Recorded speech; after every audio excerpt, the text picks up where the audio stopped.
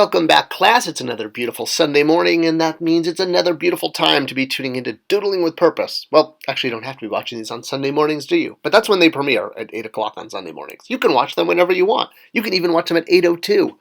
All right, so good news, bad news. I lost the homework from last week. I had it in my book, and then I was going to pull it out and do the transliteration, and it wasn't there. So, hey, we're not going to do that part this time. Maybe I'll find it before next week. So let's just jump right into our first bilateral sound for this week. We're finishing up the A's. And what you're looking at here is this. It is a animal spinal cord with bits of fat hanging off either end. What can I say? Ancient Egyptians were big into butchering and ritual butchering, so of course these symbols show up in their hieroglyphs. We're going to do this with a simple oval, and then we'll repeat two different strokes. First, we'll repeat the top of the bone 4 times, which is basically a loop like a candy cane, and then the bits of marrow hanging off on either side are going to be done with sort of a loopy times 2 on either side. Kind of a fun one to draw, not that hard. And this is pronounced aw. So we're dealing with the A as in father, because it has the sound cue there of the comma. Well, I mean, it's not actually a comma, but, it looks like a comma. And that's going to help us with our pronunciation, and that's kind of the whole thing. So here we have A-W. So we're going to pronounce it ahu. So if we're going to put this in front of a word, so here we have the A-W sound, followed by the loaf, followed by the papyrus. And you recall that papyrus is a determinative for an undefinable thing, something like a feeling or a thought, versus something that's actually in existence. So we have all to. Again, hieroglyphs in English, they don't quite match up as far as, the way we pronounce things in the back of our throat and the way our tongue muscles work, because English and Egyptian are different. This is the hieroglyphic word for length of time. Hence, you can see why the determinative is a non-physical thing. So anytime it's that's why you see this one show up a lot. All right, our next bilateral sound is we round out the A's, and the ah sound is not a vowel in ancient Egyptian. What you're looking at here is a needle pulling thread, and no, there's no, toast with jam and bread with tea, and it's just a needle, and it's twine. It's kind of like, similar very much to doing the flax, and like the flax, there seems to be a shortcut that a lot of people think, I'll just draw 3 circles with lines, and that's not how it works, because then it doesn't come out looking right. You're not doing it in strokes, you're doing it in sort of modern shapes. So, very similar, the needle and twine is not a circle with 2 sort of half boxes on either side. It's 2 different lines that go up and form half a rectangle that are placed on top of each other. If you draw it thinking it's a circle and 2 half rectangles on either side, you wind up with a glyph that doesn't quite look right. So I'll show you how 1 and 2 here sort of superimpose on each other to create this glyph, because it's actually a really fun one to draw. And it's going to give you the sound aj. So here we go, first line up and over, and then we're going to do the second one on top. See there? So that's how the 2 combine.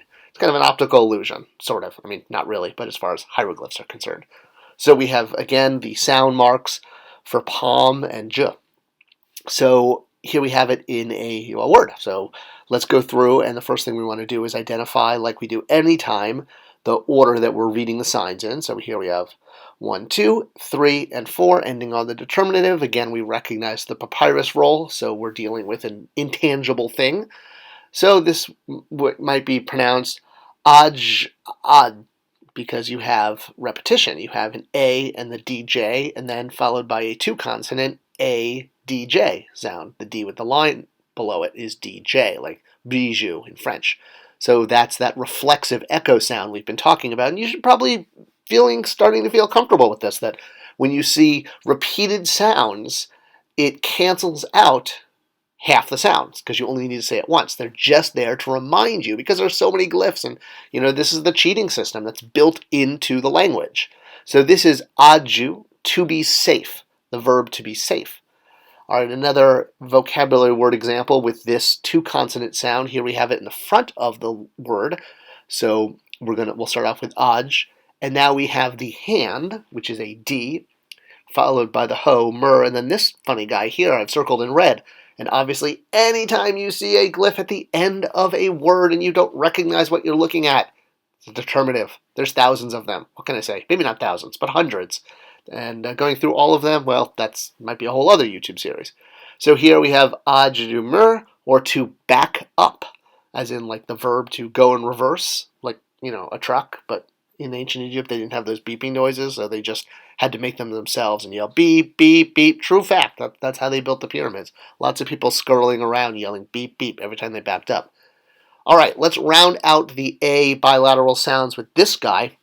So very distinguishable from other birds because he has the curved neck there. And this is going to be aqu.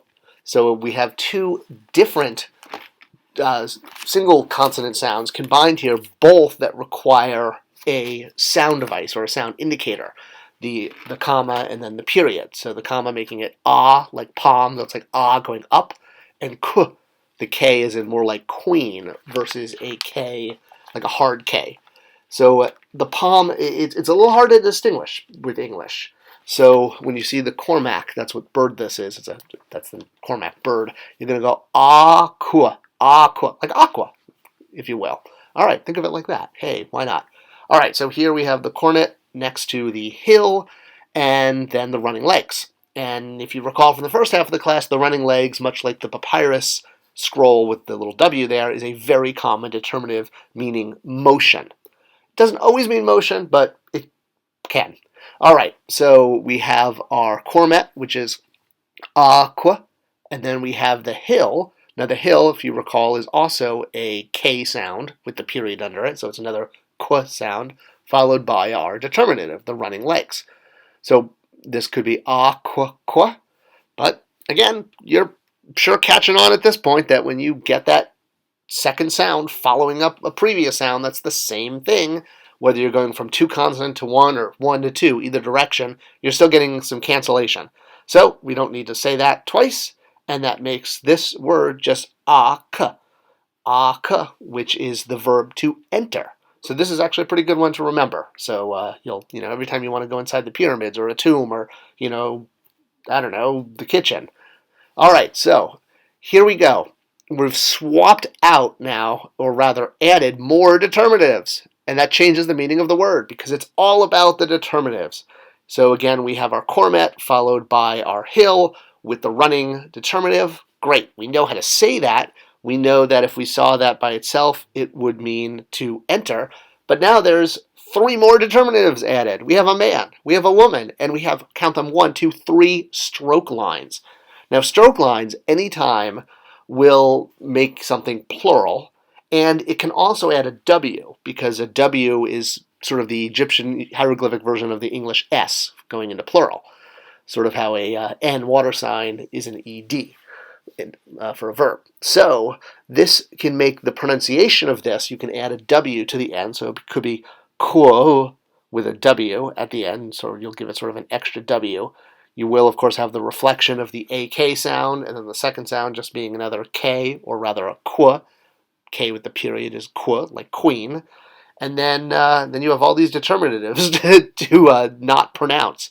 So this is the Egyptian word for friends. So see, you got a man and a woman, multiples. So if you were watching TV in ancient Egypt, instead of seeing this on NBC at 8 o'clock on Thursdays, you would see this and go, oh, I can't wait to see the adventures of, I don't know, Egyptian Chandler. All right. Now we're going to change out the determinative one more time, and we're going to use a sort of exception determinative, one of the few that also has a sound. So this is the heart, which is pronounced IB, ib. It's a very rare determinative that also adds sound to the word. Not always, though. I after E, except after C, I know. But if you see it, odds are it's going to be pronounced, so it'll add ib. Now, ib means the heart, or it also means a place of intimacy. So especially when it's paired with the PR sign for house, that would be a house of intimacy. So which can also mean love or a state of intimacy. So in this case, adding the heart at the end makes it ak-ib, which means intimate friend. All right, so we've absorbed some of that vocabulary into today's homework. We've also relied on some things from the first half of the class. So, hey, take a shot at this, and we'll fill in the gaps next week on anything that feels like a loose end. Let me know as well in the comments. Anything you might be struggling with. It's great to know how students are doing. I want to try to make this class as accessible as possible to everyone. So let me know what you think. Like, subscribe, share, all that fun stuff. It helps the channel. Thanks for supporting us, and I'll see you next week for more Doodling with Purpose.